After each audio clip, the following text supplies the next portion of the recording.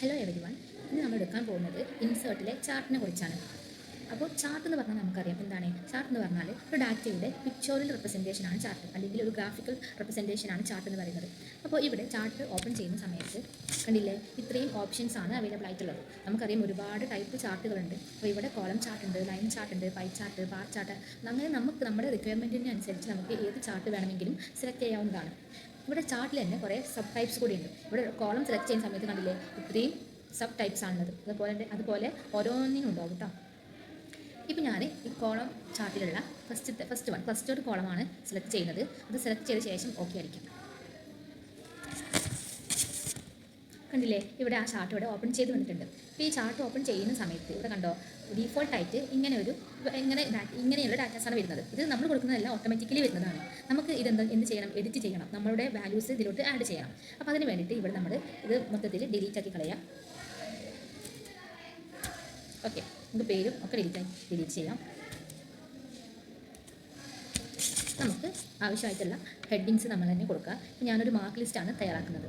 അപ്പോൾ നെയിം, അതുപോലെ ഇംഗ്ലീഷ്, അങ്ങനെ 3 സബ്ജക്റ്റുകൾ ഇവിടെ കൊടുത്തിട്ടുണ്ട്. നെയിം കൊടുക്കാണ്.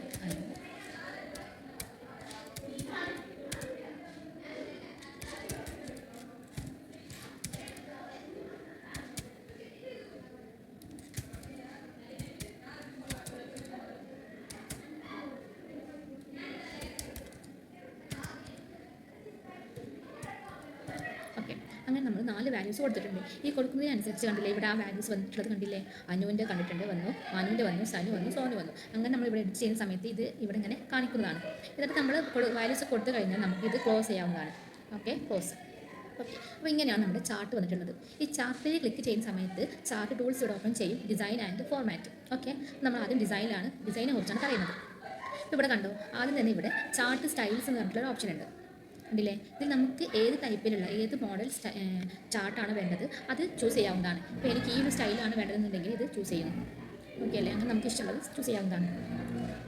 അതുപോലെ നമുക്ക് ചാർട്ടിൻ്റെ കളർ എന്താക്കാൻ പറ്റും, ചേഞ്ച് ചെയ്യാൻ പറ്റും. ഇവിടെ ചേഞ്ച് കളേഴ്സ് പറഞ്ഞിട്ടൊരു ഓപ്ഷൻ ഉണ്ട്. അതിൽ നമുക്ക് ഏത് കളറാണ് നമ്മുടെ ചാർട്ടിന് വേണ്ടതെന്ന് വെച്ചാൽ അത് കൊടുത്താൽ മതി. ഓക്കെ അല്ലേ. ഓക്കെ, ഇനി നമ്മൾ ഈ കൊടുത്ത വാല്യൂസ് നമുക്ക് എഡിറ്റ് ചെയ്യണമെന്നുണ്ടെങ്കിൽ ഇവിടെ എഡിറ്റ് ഡാറ്റ എന്ന് പറഞ്ഞിട്ടുള്ള ഒരു ഓപ്ഷൻ ഉണ്ട്. അതിൽ പോവുക, എന്നിട്ട് എഡിറ്റ് ഡാറ്റ സെലക്ട് ചെയ്യാം. കണ്ടോ, ഇങ്ങനെ വരും. ആ ഒരു മൈക്രോസോഫ്റ്റ് എക്സലിൻ്റെ ഒരു പേജ് ഇവിടെ ഓപ്പൺ ചെയ്ത് വരും. എന്നിട്ട് നമുക്ക് അതിൽ കൊടുത്തിട്ടുള്ള വാല്യൂസ് ചേഞ്ച് ചെയ്യാവുന്നതാണ്. ഞാൻ ഈ 52 എന്നുള്ളത് ഞാനൊരു 57 ആക്കി മാറ്റിയിട്ടുണ്ട്. അതുപോലെ 96 എന്നുള്ളത് 25 ആക്കി മാറ്റിയിട്ടുണ്ട്. അപ്പോൾ അതിനനുസരിച്ച് ഇവിടെ ഈ ചാർട്ട് മാറിയത് കണ്ടില്ലേ. ഓക്കെ, അപ്പോൾ ഇങ്ങനെയാണ് നമ്മൾ കൊടുത്തിട്ടുള്ള ഡാറ്റ എഡിറ്റ് ചെയ്യുന്നത്.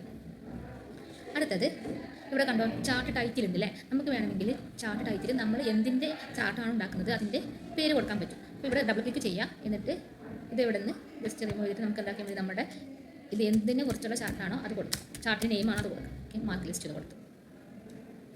അടുത്ത് നോക്കാൻ പോകുന്നത് ചാർട്ട് എലമെൻറ്റിനെ കുറിച്ചാണ്. അപ്പോൾ ഇവിടെ വേണമെങ്കിൽ നമുക്ക് ഇവിടെ പോയിട്ട് ചാർട്ട് എലമെൻറ്റ്സ് സെലക്ട് ചെയ്യാൻ പറ്റും. അല്ലാന്നുണ്ടെങ്കിൽ ഇവിടെ ഈ ++ സൈൻ ഉണ്ട്, അത് ക്ലിക്ക് ചെയ്യാം. അപ്പോൾ ഇവിടെ ആക്സസ് എന്ന് പറയുന്ന ഒരു എലമെൻറ്റ് ഉണ്ട്.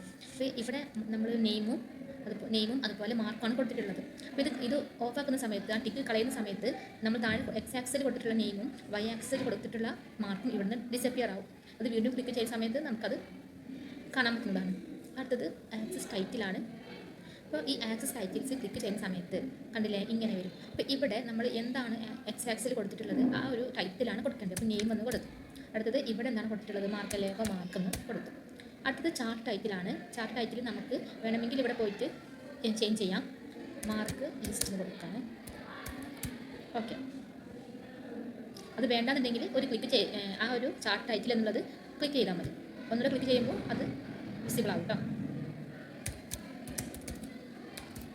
ഓക്കെ, പിന്നെ ഡാറ്റ ലാബിൾസ് വേണമെങ്കിൽ ഇത് ക്ലിക്ക് ചെയ്യാം. കണ്ടില്ലേ, ഓരോ വാല്യൂസും അതിൻ്റെ മുകളിൽ കാണിക്കുന്നുണ്ട്. ഇനി ഡാറ്റ ടാബിൾ ഉണ്ട്. ഡാറ്റ ടാബിൾ എന്ന് പറഞ്ഞാൽ നമ്മൾ ഉണ്ടായിട്ടുള്ള ഈ ഗ്രാഫിൻ്റെ ഈ ഒരു ചാർട്ടിൻ്റെ തൊട്ട് താഴെ എന്ത് വരും, അതിൻ്റെ ഒരു ടാബിൾ വരികയാണ് ചെയ്യുന്നത്. ഓക്കെ അല്ലേ. അതുപോലെ ഗ്രിഡ് ലൈൻസ് ഉണ്ട്. ഗ്രിഡ് ലൈൻസ് ഇത് വേണമെങ്കിൽ നമുക്ക് ഓക്കെ കേട്ടോ.